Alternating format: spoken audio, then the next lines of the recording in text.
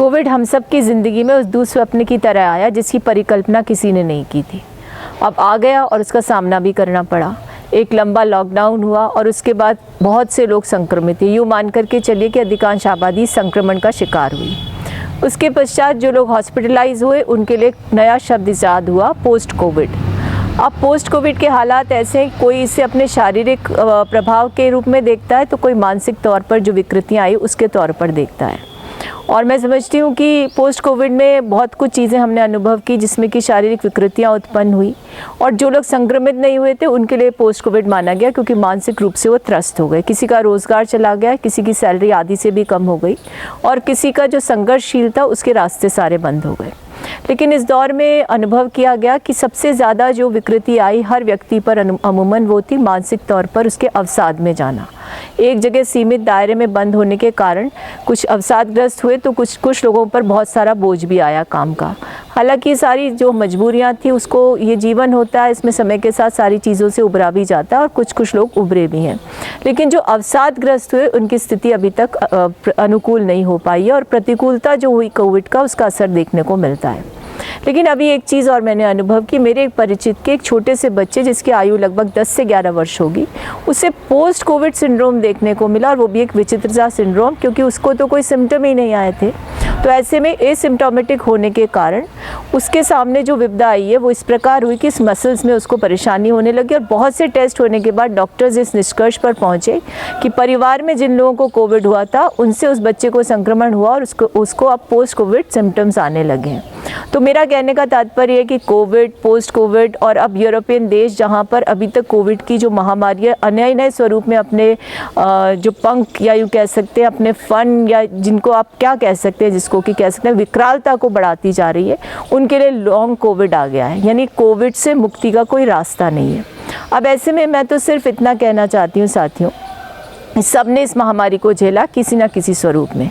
कोई बीमार हुआ, कोई अवसादग्रस्त हुआ और कोई किसी न किसी प्रकार से उसको सामना करता रहा।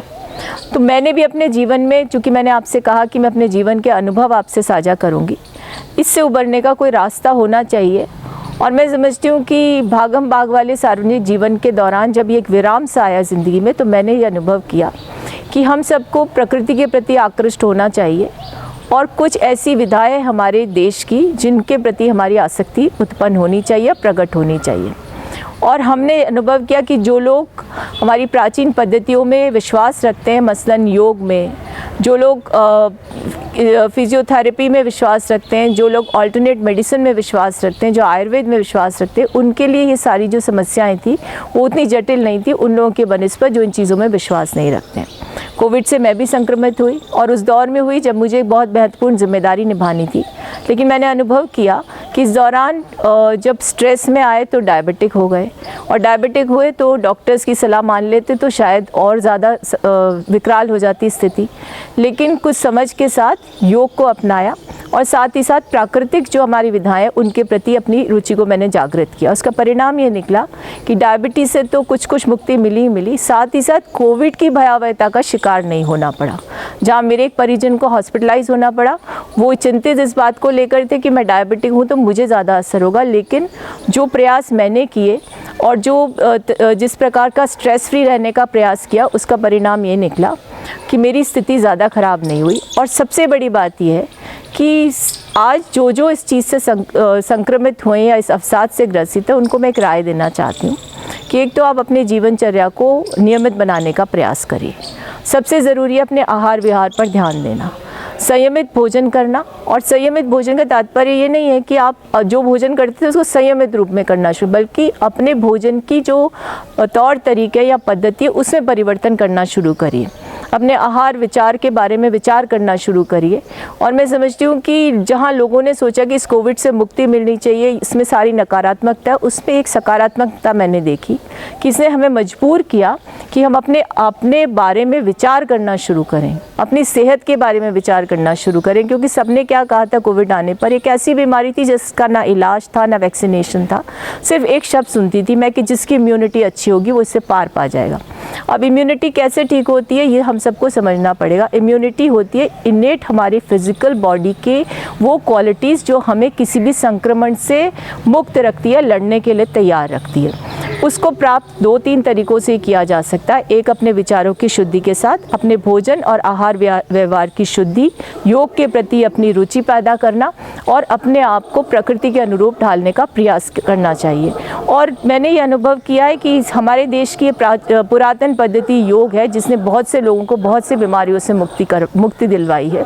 जैसे हाइपरटेंशन है, डायबिटीज़। आपने देखा ना कि कोविड के समय 3 चीज़ों पर जोर दे रहे थे हमारे डॉक्टर्स कि जो डायबिटिक है, जो मोटा है या यूँ कह सकते हैं ओबेस है या फिर जो हाइपरटेंशन का शिकार है, वो सबसे ज़्यादा इसके खतरे के दायरे में है। और हमने देखा भी कि जिन लोगों को 3-4 बीमारियां थी वो सबसे ज़्यादा संक्रमित भी हो और कई लोगों को इसका बहुत बड़ा खामियाजा उठाना पड़ा।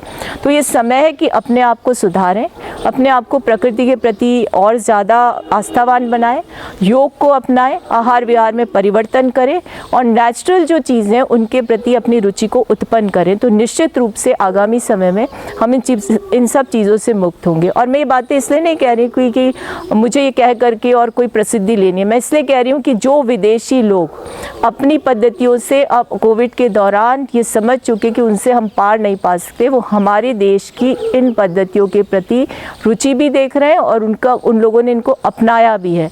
और मैं आपको बता दूं कि सबसे ज़्यादा संक्रमण हुआ था यूरोप के देशों में और उन देशों में पाया गया कि जिन लोगों ने जो नेचुरोपैथी जिसे हम कहते हैं उसका अनुगमन किया था वो लोग कमोबेश ज़्यादा सुरक्षित रहे हैं। तो मेरा सिर्फ आपसे अनुरोध है और अनुनय विनय के तौर पर भी मैं कहना चाहूँगी कि आने वाली संतति को भी इनसे अवगत करवाइए ताकि उनका जीवन भी सुरक्षित रहे और हमारी प्रकृति के प्रति भी हमारी जो जिम्मेदारी उसे हम निभा सकें।